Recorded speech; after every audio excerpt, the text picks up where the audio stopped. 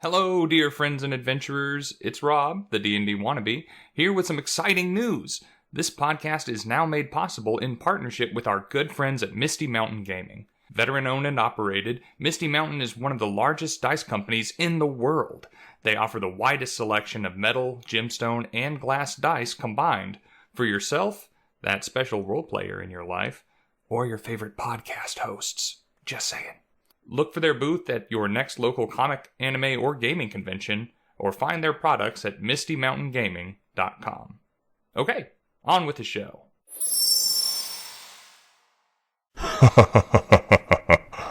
So, you finally caught up to me, eh? Good. You have been a thorn in my side for long enough.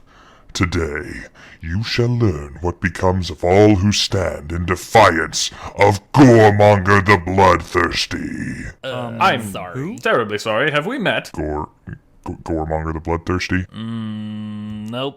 Sorry, old bean. The Terror of Black Reach? Sorry. I'm not sure that we've heard of you. The Butcher of Bleakhaven? Unfortunately not. Scion of Talion the Unmaker? Nope. No, I don't think so. Not ringing any bells. Dreadlord of the North? And we, know you? Are you related to Gary? You pillaged one of my war camps? You're what now? Buddy, we ransack a lot of war camps. You slew my Knoll Raiders in Stone's Throw? I've slain quite a few gnolls in my day. What's a knoll? I was behind the burning of Shady Vale? Preposterous! I'm pretty sure that was some girl in a fox mask. Siege, I literally killed your mother in front of you. Siege, you had a mother? I'm quite certain I would remember if that was true. Okay, guys, we need to talk about this.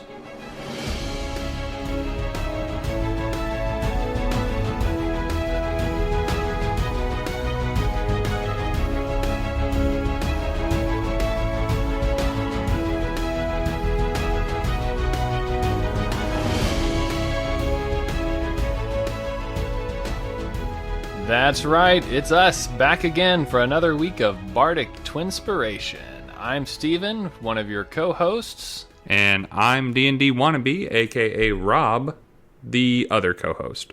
Last week, we had an episode where we talked about making a villain, because as we all know, villains aren't born, they're made. This week, we are going to be talking about how to implement that villain, how to make them matter to your players, and how to make them a top priority for their characters. Yeah, villains aren't really villains if they spend all day in the lazy boy, right? They have to get out there and do something to be villainous. So they have to be active in your campaign. The busier, the better. Right. And a villain is not going to be very compelling unless they are making full use of their resources to make sure that their goals are accomplished and to make sure that no meddling party of adventurers is going to be able to so easily thwart their plans. Right. Like we were talking about in the last episode, villains are the closest thing that a dungeon master is going to have to a player character, and you would expect a player character to use everything at their disposal to achieve their goals. Villains obviously need to do the same. Right, except that their resources should start out vastly ahead of what the party has at their disposal. Presumably. I think that would be definitely the traditional way of going about it. So you, I know, have a particular entity that comes to mind when you start thinking of villains, of impressive, memorable, long-term baddie. And that would be from Lord of the Rings. As with all great examples, yes, it comes from the Lord of the Rings. The world building that went into Middle-earth is just, quite frankly, staggering. It goes not just through the Lord of the Rings, it goes back to the Hobbit, it goes back to the Silmarillion, and it even goes back further than that. Tolkien couldn't even publish everything that he wrote, and his son is still collecting notes and letters and piecing things together about just how deep the lore went there. But the primary villain through Tolkien's writing is Sauron. And yes, I know about Melkor and how he was Sauron's old boss and how he was the instrumental arch-villain from before the First Age even came to be on Middle-earth. Before Middle-earth even existed, yes, it was Melkor, but the one that his stories focus on is Sauron. And Sauron plays a very interesting role, and kind of a unique role as far as villains are concerned. Certainly, the trope has been borrowed since then, but Sauron in The Lord of the Rings is a lot more of a force of nature than he is an individual. Yes, he is actually a person who has goals that he seeks to accomplish, and he wields the power of massive armies and has a wealth of magic at his disposal and lots of very powerful creatures that owe him fealty and serve him.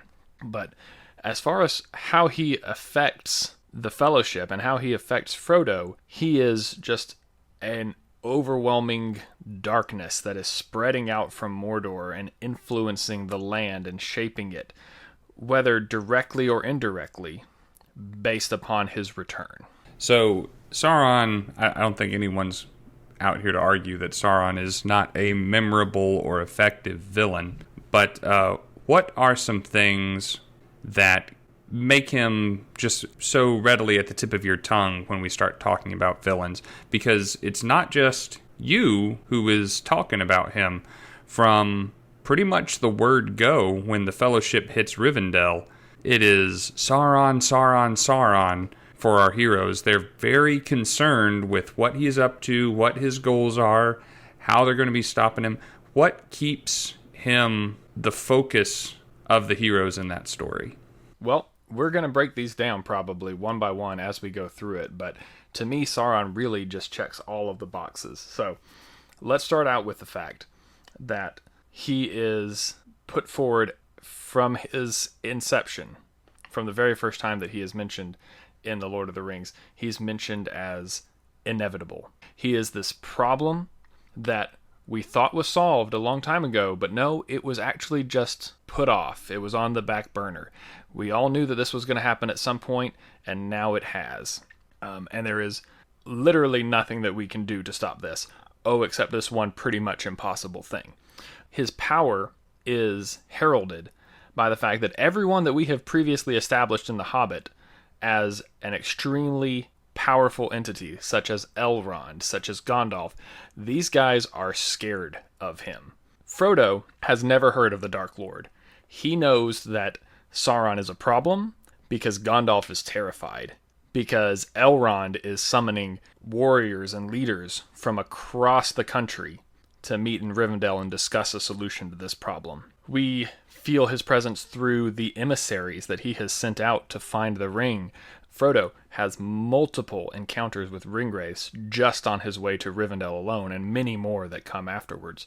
As the story goes on, we see Sauron's armies. We see his web of influence that has spread out from Mordor and has even corrupted the leader of the wizards. Gandalf's boss is now subservient to Sauron. We see that he has spies everywhere, extremely powerful lieutenants, and just the resources that Sauron has amassed in hiding are taking Middle-earth by storm. Like I said, for me, he ticks all the boxes. Pretty much every point that we make in this episode, I feel pretty confident we can tie back to him.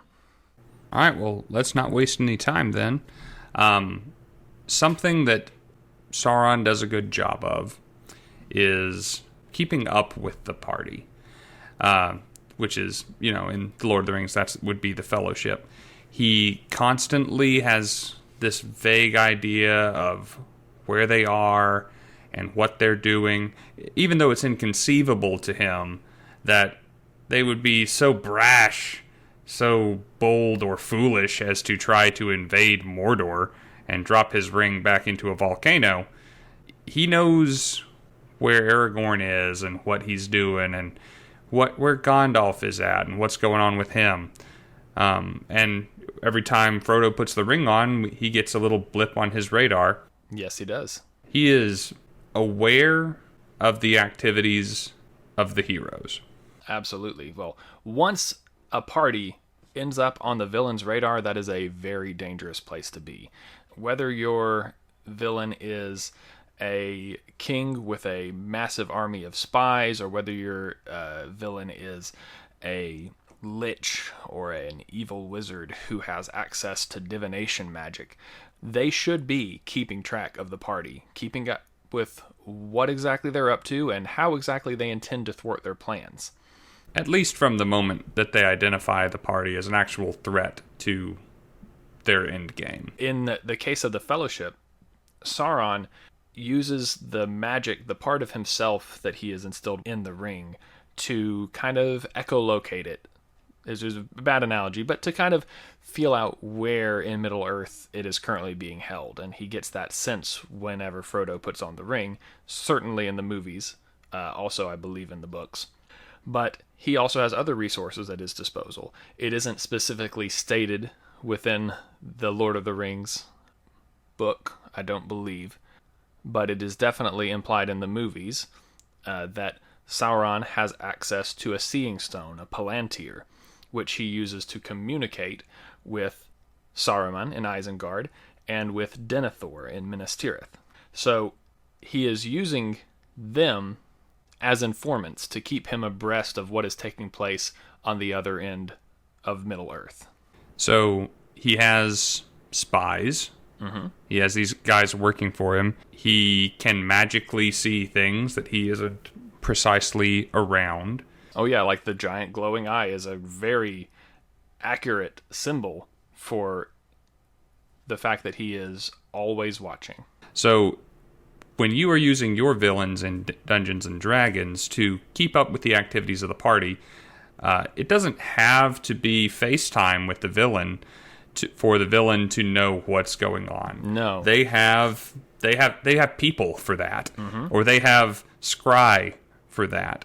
There's a whole list of divination magic to make sure that either the villain themselves or a close underling is able to keep tabs on what needs to be kept tabs on. Right. There's also spells like message or sending to where they can communicate telepathically with the players.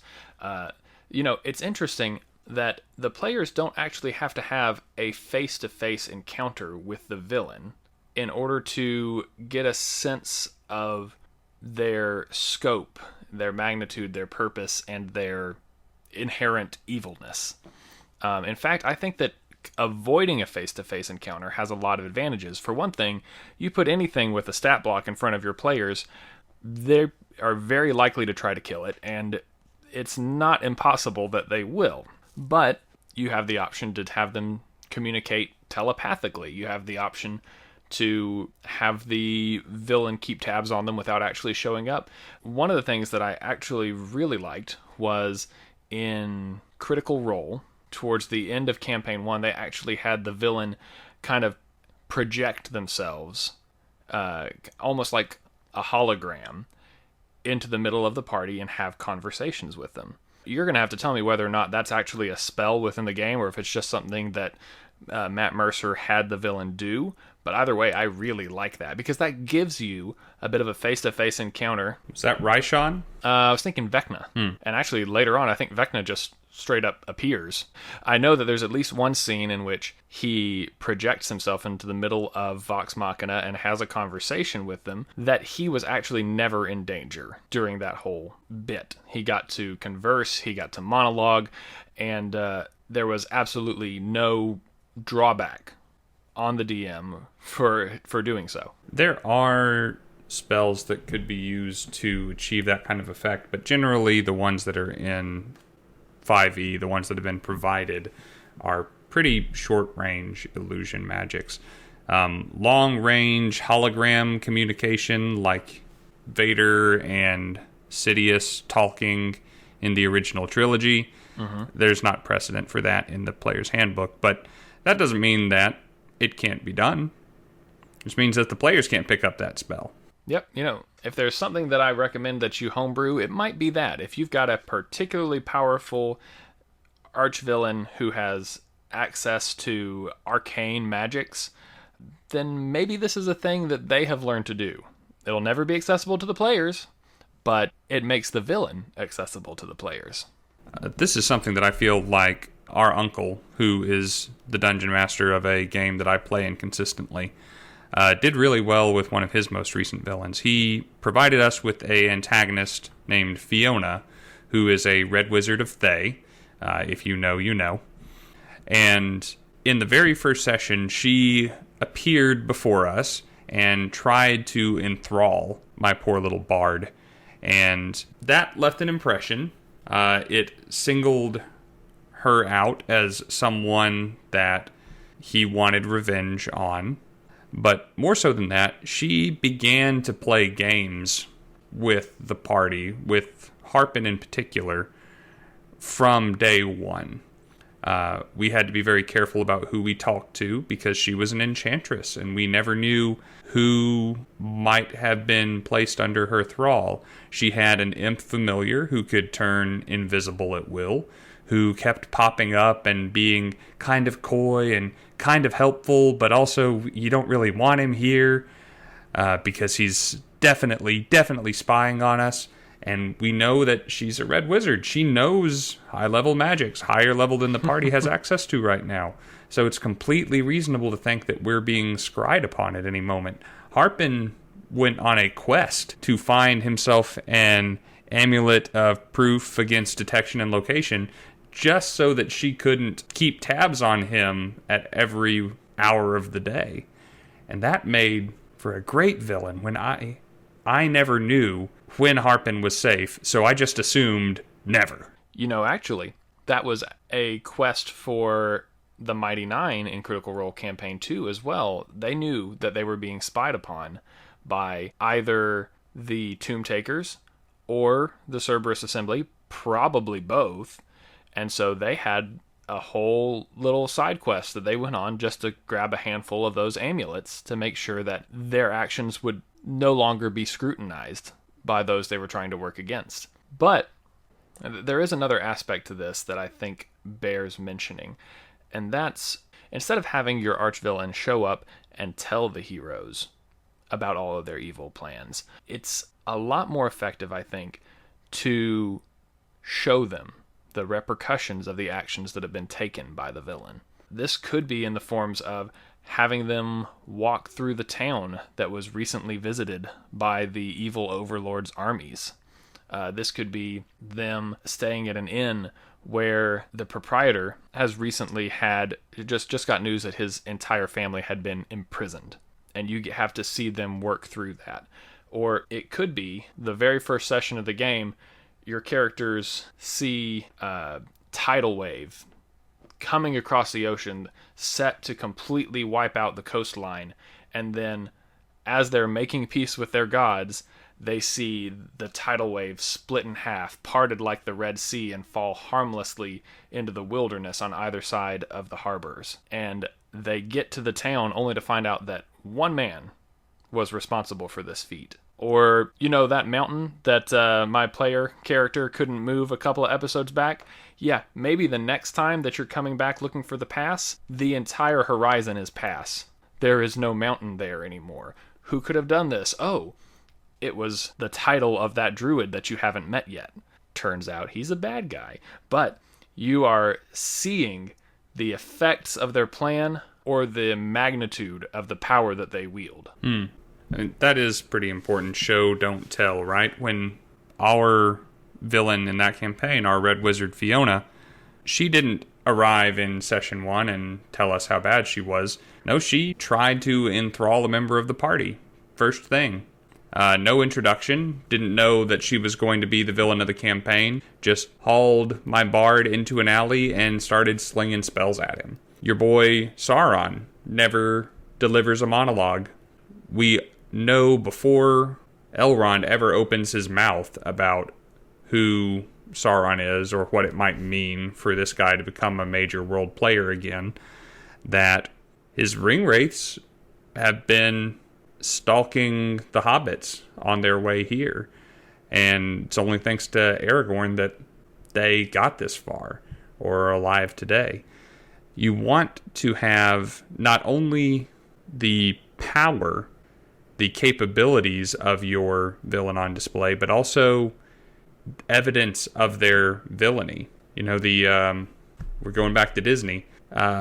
In Mulan, again, the animated one, not the remake, you don't get to meet Shan Yu and hear about what a bad guy he is. No, he lets two messengers run and shoots one in the back. You come off of a peppy song about having a girlfriend and come across a destroyed village where even the kids were killed. We are shown power and villainy in that movie in a few poignant but brief seconds. So, when I was trying to come up with some examples, I was contriving things on the fly because I was avoiding the very obvious answer, which is the campaign that you are currently running for me and a couple of other players. In the very first session, the city that we have just arrived at becomes under attack. Portals to hell opening up everywhere, devils pouring out, ransacking the city, killing people left and right, until suddenly the divine champion shows up. It is the Pantheon's power incarnate, concentrated onto a single individual who is basically the prime material plane's personification of the Pantheon. Bless you, you read my notes. So this personification of the Pantheon instantly kills the biggest devil there. All of the others run back into the fissures and crawl away, sealing up behind them. The divine champion just waves a hand and everyone who was injured is healed. Everyone who was killed is resurrected. The whole thing was like it never happened within seconds of his arrival. He's a badass dude, yeah. Or he was, because just a couple of seconds later, some guy in a black cloak with red hair walks up and taps him on the leg and infects him with some sort of green glowing stuff that makes him blow up in front of everyone. Since that moment, we have seen hide nor hair of the red-haired man, but we know that somewhere out there, there's a guy who can take down the Pantheon incarnate just by touching him. Yeah. We have no idea what he's up to, but we know to be really careful around anyone with red hair until further notice. Samara, the fighter in the party, has red hair as well. And your character, Salem, wound up coming on to some pretty poignant information that the after effects of this action have been catastrophic and global. There is a kingdom who is so terrified of the red-haired man, of who they might be and what they might do, that they have started killing everybody with red hair just to be safe. Right, because, the only logical reaction is that, if there's someone out there who can kill, again, the divine champion, we can probably, grab them with a couple of guards and put them in the stocks. That'll probably solve this problem. But, that is an illogical overreaction to the problem caused by fear. The fear that is now far-reaching, expanding countries away to the other side of the continent. And this was not something, most likely, that the red-haired man intended. No, this is just by virtue of existing and having showed this magnitude of power in such a way, it is causing reactions that are felt throughout the land, and it is causing overreactions that are causing new problems that the party may have to deal with. And it delights me very much that you still have nothing more to call him than the red-haired man. I like villains with titles. Well, the red-haired man may not be the most fear-inspiring, but, we players take what we can get. It sounds like the man in Curious George, the man with the big yellow hat. Yeah. That'll be the villain of the next campaign. I mean, we could nickname him Ginger, but we'll see how that goes. All right. So putting power and badness for your villains on display is important. Another way that you can make your villain felt is to have guys that work for them show up often, representing and embodying the machinations and the evil of your villain. Right. Because, an individual can be extremely powerful and therefore scary. But a person who wields armies, or who has a clandestine network of spies, or who is the focus of a religion with cultists and acolytes, those strike their own special brand of fear in the party, because it's not just one person you need to watch out for. It's an overwhelming number of people who are subservient to the villain, who are aligned to this cause. And, maybe it's everyone out there who's wearing red armor. Or maybe it could literally be the shopkeeper across the bench from you. Or it could be the wench who's bringing you your mug of ale and may have poisoned it. It kind of breeds a sense of scale and can definitely breed a sense of paranoia to have underlings for your villain. Right. And, power attracts. Right? Power attracts weakness. Think of kobolds and dragons. They're not much on their own. They want to serve and be protected by powerful entities, because that's why powerful entities exist, and that's why the weaker entities exist, so that they can cohabitate, have this symbiotic relationship with this greater creature. Villains and minions and toadies and lieutenants are kind of the same way. They will naturally attract people that can help them achieve their goals, because the weaker entities, the servants, the armies, the foot soldiers, believe that this powerful being can help them achieve their goals. Right. Take a look at the orcs of Mordor, or the Easterlings. Like, people are flocking to Mordor to pledge their allegiance to Sauron and join his armies because they want to be on the winning side. But power doesn't just attract weakness. Power just attracts. Power attracts power. And other powerful entities will either want a piece of what they've got, or maybe think that they can take them, or become not so much cooperators, but rivals or antagonists in their own right. Just because the villain is the villain of the player characters of our adventuring party, they might be the villain in someone else's story too, or the hero, or the benefactor in someone else's story. Just because they have the ability to affect change will make creatures of varying levels of power, of all colors and shades, come to get in on the action, either positively or negatively. Definitely, yeah. They will either be drawn to it because, hey, we want to get in on the ground level of this thing. You seem like you are a great ride to hitch my coattails to. Or it could be just like, hey, I don't want to be on the wrong side of you, so are we cool? I'd like to survive whatever you're going to be doing. Right. Tell me where I pin this badge. Right, and you can actually use that to establish or further deepen your villain's power, right? Like, take Dragon Ball Z, for example, right? The Saiyans show up. Raditz arrives on Earth and gives Goku and Piccolo a run for their money. All right? Then he says, oh yeah, by the way, you may have killed me, but my friends are coming. Nappa and Vegeta show up.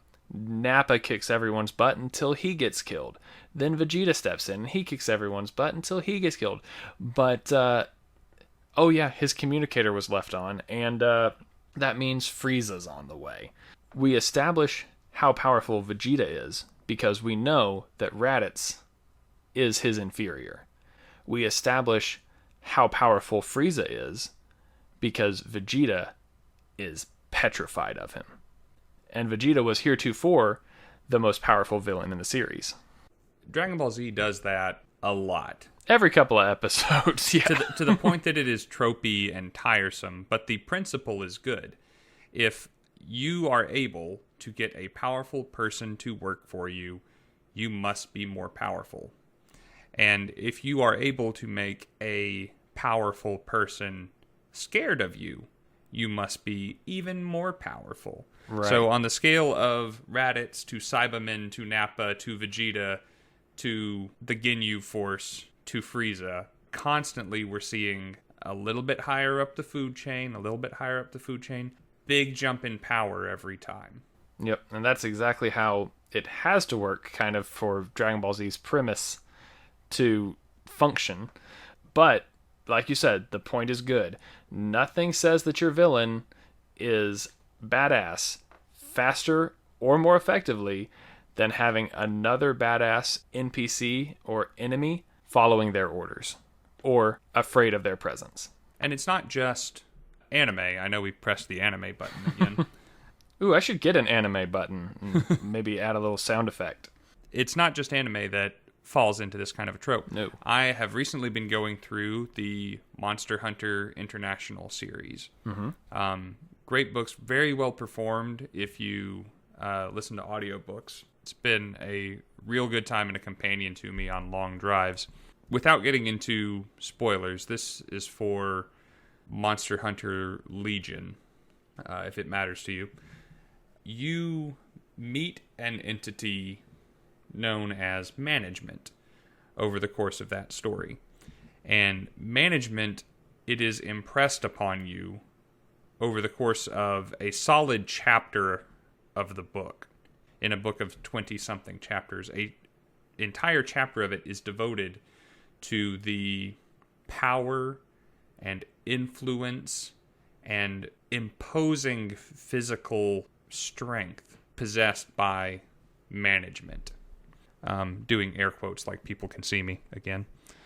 And As I've heard of this management, Karen was asking for them. Yeah. And we establish the competency of the villain of Monster Hunter Legion by displaying the embarrassment of their ability to defeat management quickly and easily. When we have imposing figures in our narrative that are represented to make our heroes, Owen Zastava Pitt in Monster Hunter, quake and tremble before them, and then have them dashed easily, that leaves an impression, and that provides a clear gauge for what you are dealing with. Right, like say if the Divine Champion drops down in the middle of the city and then gets booped on the kneecap and suddenly blows up, that would tell us something about the red-headed man. I'm gonna behead a Baylor with one strike and then die to a shin poke. And I told you that I'm going to be able to use Sauron for just about every example of writing a good villain. His power can be felt in the corruption of Saruman.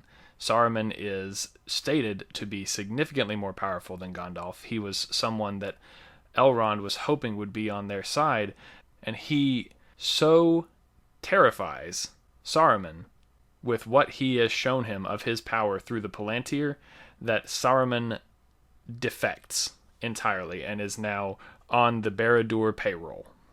The ability to intimidate, not just to defeat, but to cow, to humble, to subjugate powerful entities in your story also can't be understated.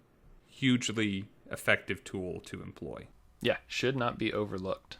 One of the other things that I feel like it is important to establish with your villain is their competency, right? We talked about in our last episode what their plans might be and how they're going to be going about them. If your arch-villain BBEG's plan can be thwarted by 4 roaming murder hobos, it was probably not a good plan. And they're probably not a good arch-villain. They need to be one step ahead of the opposition, you know? Maybe they don't even see the party as the opposition. Maybe they're worried about the good and just king who needs to be deposed or overthrown or supplanted or assassinated. They need to have a plan and they need to have a fallback. If they ever show up anywhere, they need to have an escape route. They need to accomplish their goal with as little risk as possible to themselves and jeopardizing their goals as little as possible. That's super important, but also from behind the screen, you really do have to be careful with that as a dungeon master, because players are people too, and it's possible that they can become discouraged. And you need to be careful not to let that little light of hope die. The villain needs to be competent and intimidating and scary, and it's great when they can stay that one step ahead to where the heroes never really accomplish everything they want to accomplish when trying to strike back at this guy.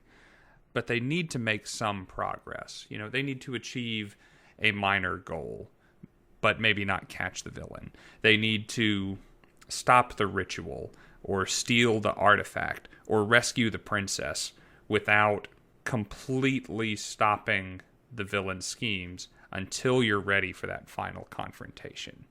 They never need to feel like their efforts are fruitless. Right. You don't want to end up in the, sorry, Mario, the princess has been moved to another castle sort of scenario. You know, it gets kind of frustrating after about the, 14th or 15th time that happens. But you know what? If Bowser never moved the princess at all, it wouldn't be much of a game. Yeah, that's right. Your villains need to have long-term goals and short-term goals. Actually, probably every character in the game. Maybe that should be its own episode, is coming up with short-term and long-term goals for your principal characters involved in your campaign. Let's say Sauron's long-term goal is subjugate all life in Middle-earth. Short-term goal is, I gotta get my ring back. Yeah, definitely. In fact, he has even shorter term goals. Okay, so the ring has been found. I need to get the ring. Okay, I'm going to send some of my ring wraiths to Rivendell. Oh, they got all wet, and now the ring is gone. Well, I guess I'm going to have to track them across the countryside. It seems like the most likely person to be using this ring right now is the king, Aragorn, who is on his way trying to rally forces against me. He's probably got this thing. He's in Rohan? Great. Saruman, please go attack Rohan. Oh, he's moving down to Minas Tirith, the last bastion of hope for men. Why don't I go and crush that? And without meaning to, you made a very significant point there that I hope we implied earlier, but I believe it is worth stating. Good villains rarely personally do things. They have people for that. What is the point of having all of these minions if I can't have them go get my ring back, or go stop the heir to the throne of Gondor, or get me a frickin' latte? This good villains use their resources to get stuff done. They have lieutenants to oversee factions and portions of their forces who know that failure will incur displeasure of the villain. Likely violent, bloody displeasure. Right. In the case of Sauron, because everything is going to be in the case of Sauron, he has Saruman, who he has recruited, who is taking over kind of the northwestern side of Middle-earth for him, and is planting Grima in King Theoden's court and poisoning the mind of the king. He has, of course, the Ringwraiths, and most importantly, the Witch King of Angmar, who are his eyes and ears throughout the world, kind of like the emissaries of his dread and like the big display of his power whenever they show up. But then he also just has generals in his army, like Gothmog, who led the charge against Minas Tirith. He even has some sort of relationship with Shelob. It's a relationship I don't want to think about. Yeah, well, who cares if a couple of orcs go missing if the back door into Mordor is kept safe by a ridiculously large and powerful spawn of Ungoliant. Gesundheit. Okay, we're getting into some Silmarillion stuff. It was a big evil spider, and Shelob's a big evil spider. So Thanos is the big bad evil guy of the MCU, of all the movies that have been released to date. So far. Yeah. Have to do with the advent of Thanos' arrival and his collection of the Infinity Stones. But he has sent a lot of different people along the way to gather those for him. In Guardians of the Galaxy, he has Ronan, who is going around trying to collect the stones for him. But very importantly, we also have Loki, who gained the power that he now wields via the Tesseract from Thanos. Thanos gave him the staff that housed that stone in order to help him collect the rest of them. Anything that Loki does is, well, I mean, let's be honest, it's Loki. A lot of it is selfish, but he is also kind of a harbinger and an emissary of Thanos. And we know that Thanos is more powerful than Loki because, again, he's the one holding Loki's leash. And that's a dramatic thing to find out, right? That the villain that you just spent all of your resources and put all of your effort into defeating was a lapdog. Yeah, that the job is not done. When you make it to the villain's lair and there's been a lot of build-up, you have a dramatic confrontation, the villain expires, you're all excited, you're looting the room, and then you find the correspondence, the orders, telling him to do all of the things that you hated this villain for, all signed with a inscrutable insignia. Right, which is the way that the Black Spider was introduced in the Lost Mines of Phandelver, whenever you play that campaign. Yeah, it's kind of this like bait and switch, that, except not really, because you did kill a villain, but it's not the villain. Sure, you killed Raditz, but Vegeta's coming. And yes, you defeated Vegeta, but Frieza's out there somewhere. Right. Or, you know what, Frieza's dead, but now let's have his father and brother show up, and then we'll have this guy come by and finish them off within the course of the episode, which is like the only time that, you know, someone who's supposed to be that powerful dies in a single episode in Dragon Ball Z. And then, oh, hey, that's great. Hi, new guy. What's going on with you? Oh, I'm here to warn you that Cell is coming. Mm-hmm.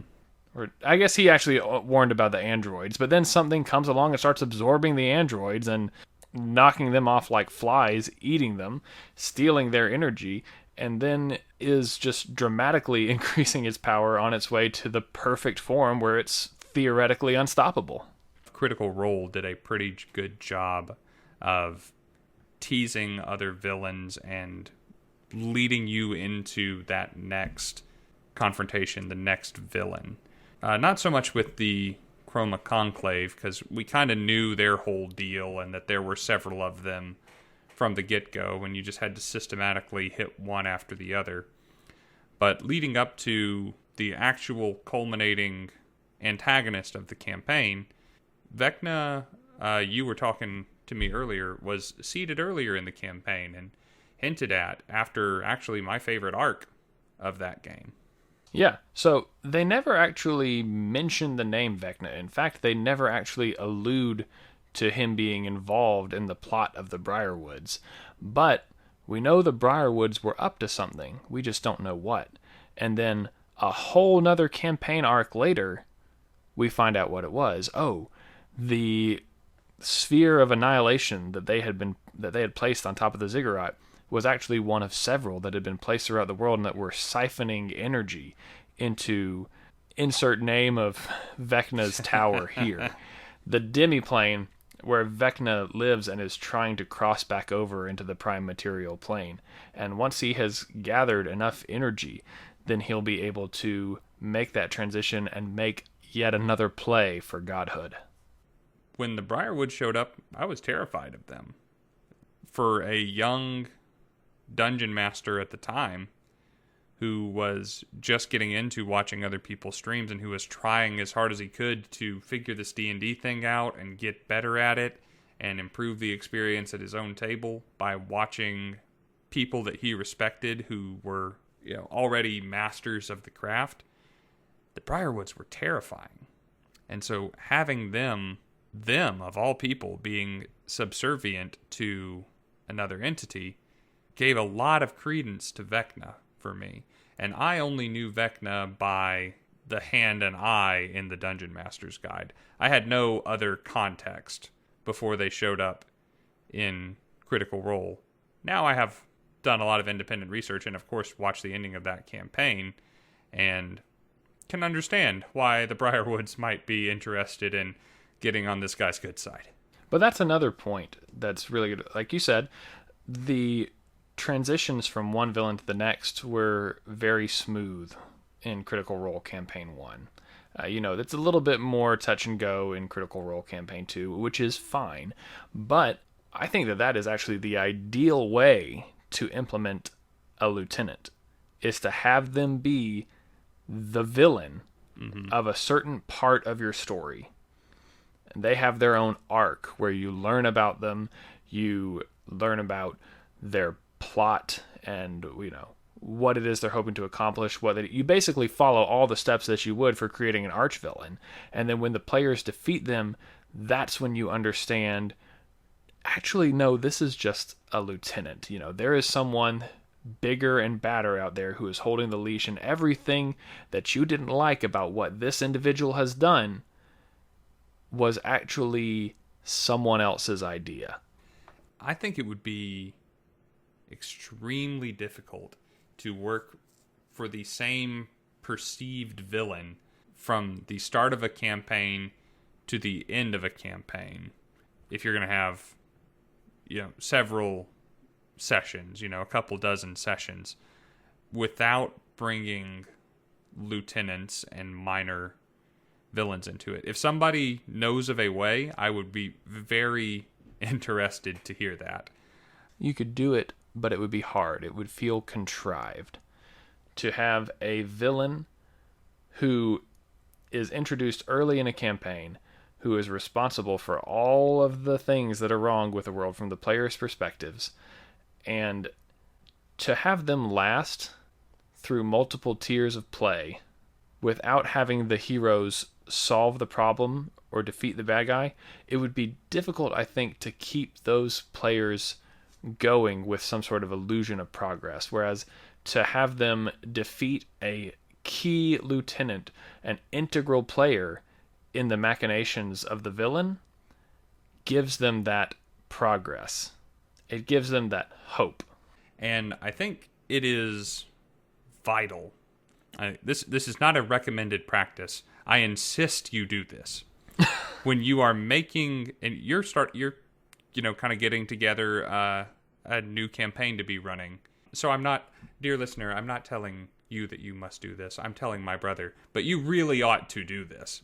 When you are making your lieutenants, your minor villains, they must have different ideals, bonds, and flaws than your primary antagonist. They've got to have their own agenda.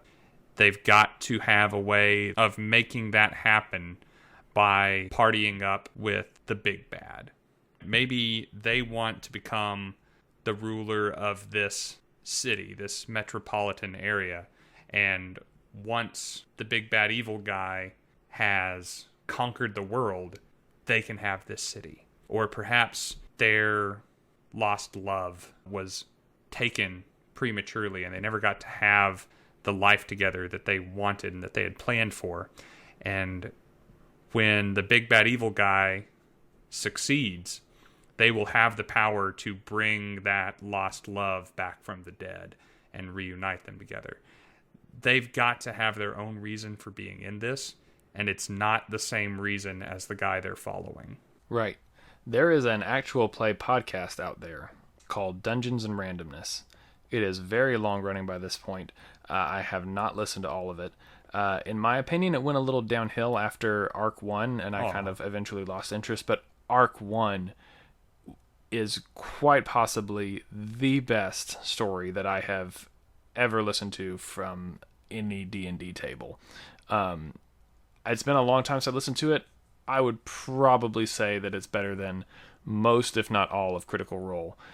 I wish I could remember the guy's name. Whoa, but now. He was Easy. He is good. He is running multiple consecutive stories with different parties that are taking place across the same timeline, and they all culminate in the same city on the same day, and it's just chef's kiss. Anyway, all this to say that he did implement lieutenants for his big bad evil guy in that campaign. He had a guy who had a lot of potential, but the players just didn't really take interest in them, which I think is a shame because it was obvious that he had a whole thing for him. But it was a silent man in red armor who was always at the big bad evil guy's side. And when the final confrontation came around, he stepped up and started fighting alongside him to defend the big bad evil guy. It turns out the guy in the red armor, pretty decent dude. Like, he ended up surviving the fight, and they questioned him a little bit. He was the big bad evil guy's defender. He was not necessarily the right-hand guy in terms of the overarching evil schemes, but he was literally the guy who was at his right hand at all times. He was there because the big bad evil guy had imprisoned his daughter, and he was blackmailed into his service. And he would sacrifice everything to make sure that the big bad evil guy, who I'm not going to tell you who it was in case you ever listen to it, and spoilers, he would sacrifice anything to make sure that guy stayed alive, because that guy was responsible for the health and safety of his daughter. So you just recommended this amazing actual play story and then spoiled the ending like in the same breath. Yeah, I know I said I didn't want to spoil it for you. They never really flesh out his bit. That is the extent of everything that you find out about the character. That should not dissuade you from listening to the podcast if you're there for it. The good news is it's gone on for hundreds of episodes. There's plenty of material there. When you run out of Critical Role to listen to and you're looking for something to listen to in between episodes of Bardic Twinspiration, or you're looking for another actual play, Dungeons & Randomness Arc 1 is gold. One other thing that I definitely want to cover in this, that I missed my opportunity to do earlier, is part of establishing that competency of your villain and making sure that their plans are a little bit foolproof, or at least they have contingencies, especially when it comes to the player characters catching their attention. The villain needs to have a plan and to follow this plan until the player characters intervene. At that point, once they have established that the player characters and that party are going to be a problem, they need to become reactive and proactive.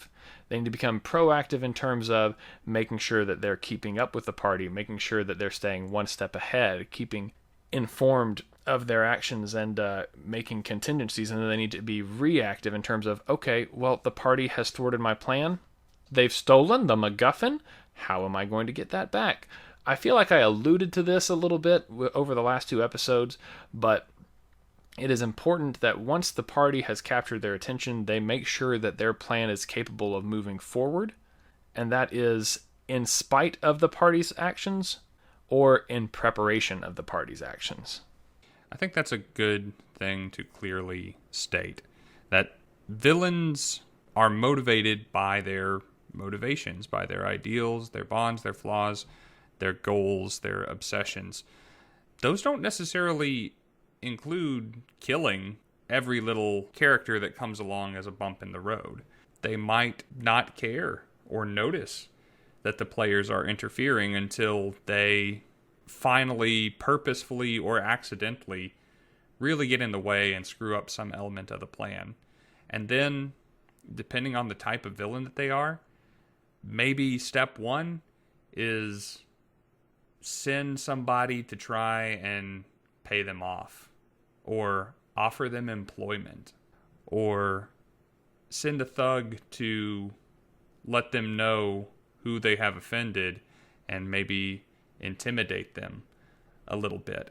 Things like these show that your villains are enterprising, that they're not stupid, that they don't always react in anger. They don't always do the first thing that occurs to them. They have something that they're working towards, and it's possible that the player characters could be a help instead of a hindrance. Right. Or they could be taken out of the picture for a paltry sum or a sideways word.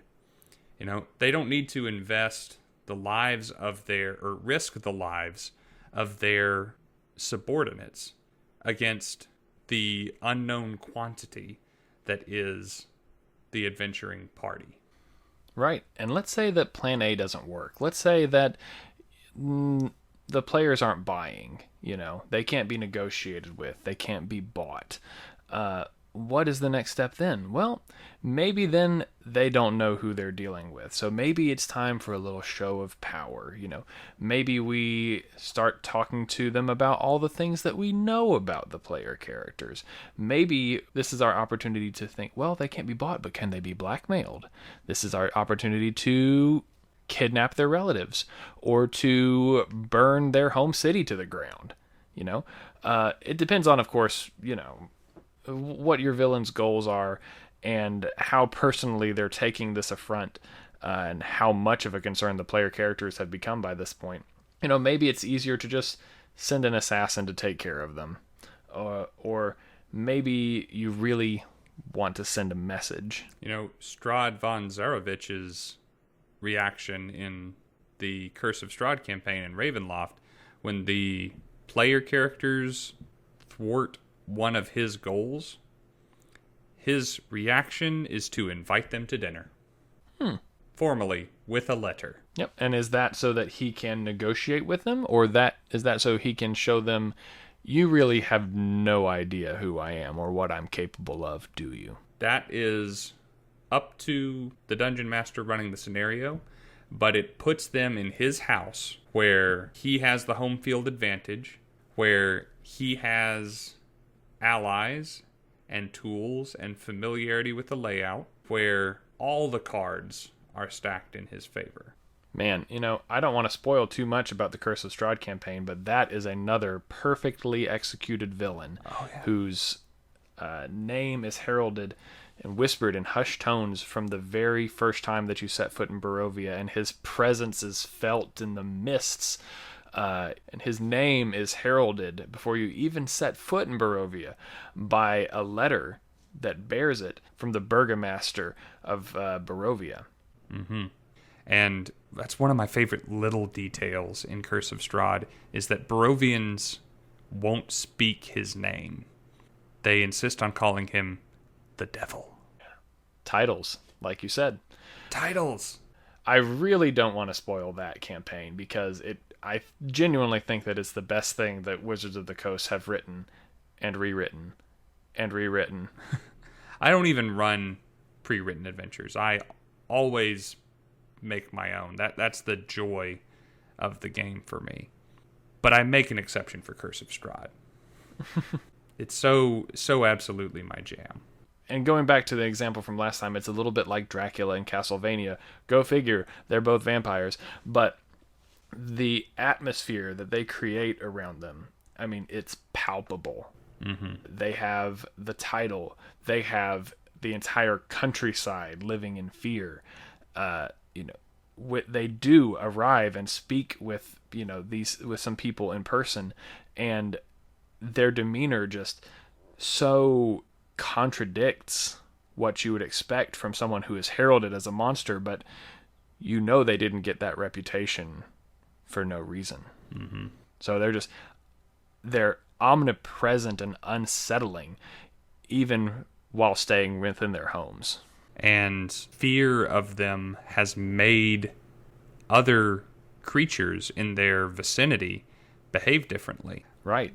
You are constantly wondering if that person giving you the side eye from the other end of the tavern, or that shutter that slammed as you passed it on the street, or even that raven on the rooftops, might be watching you. Yep. In fact, the fear of these villains has shaped the countryside. Again, kind of like we said in my Sauron examples. There are entire towns and religions within the lands of Barovia that are shaped by their perceived danger or perceived safety from the devil, Strahd. They either want to oppose them or hide from them or appease them. It's wonderful. It is a well-written campaign centered around and focused on a villain. But like I said at the beginning, much like I create my own campaigns. No one plays Curse of Strahd or runs Curse of Strahd and remembers it for the rest of their life because of the Burgomaster of Barovia, or the Mayor of Vallaki, or the priest in Kresk. But everyone remembers Strahd. Mm-hmm. Villains, like you said in the last episode, when you start writing a new campaign, you start with the villain, because the villain is what's very often going to make or break your campaign. That's right. Anything more to say about villains? If you want to know how to run a good one, you can listen to the last episode, this episode, or you could just buy Curse of Strahd and read that, because it's pretty much a how-to on great villains. Our podcast is cheaper. Once again, we hope that you've found some of this nonsense that we have been discussing for the past hour helpful. Villains are an extremely important part of your campaigns. Can't have a campaign without them. Exactly. Otherwise, you're just going to be a band of friends that got together in a tavern one day and stayed there. Uh-huh. Basically, you play Red Dragon Inn for D&D. Yeah, you know what? It was a great time. Then you all went to bed, and you woke up the next morning, and nothing had changed, and so you all became farmers and merchants and shopkeeps. I'm embarrassed by how long it took me to realize that Red Dragon Inn was a play on the Green Dragon Inn from The Hobbit. Nice. Yep, that makes sense. Well, we hope that you have enjoyed listening to us wax philosophical about my very favorite part of the game, which is the villains. Who is your favorite villain? What was a memorable enemy that you faced during one of your campaigns? We would love for you to come join our Discord, link in the description, and tell us all about it. Right. You know, what makes them the most memorable villain that you've had in your campaign?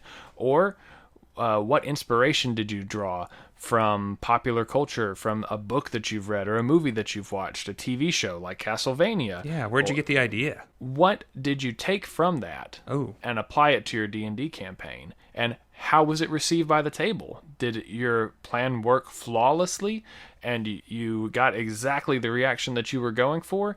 Or are there some pitfalls that you could help your fellow DMs avoid? And finally, can I steal them for my own campaign? Let us know in the Discord channel. In addition to our Discord, we have Twitter. We are on it. Steve runs that and does all of our social media interacting. You can find him at Twinspiration. That's the letter B, Twinspiration on Twitter. Go say hi. And if you want to hear more from Rob, don't forget that you can always find him at Misty Mountain Gaming's Dungeon Feed, where he is a regular contributor. And you can always find more of his opinions and mine right here next week on Bardic Twinspiration.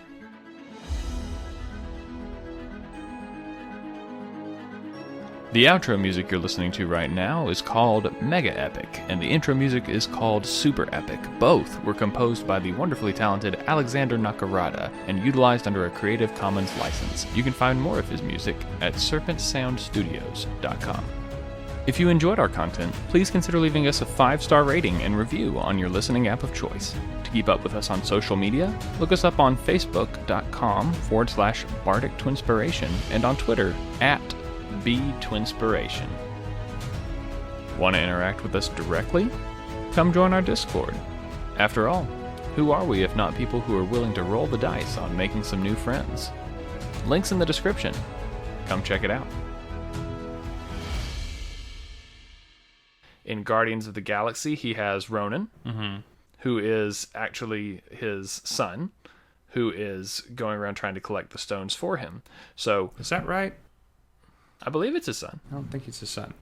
We can do a future Steve correction if that's not correct. Do a current Rob correction if that's not correct.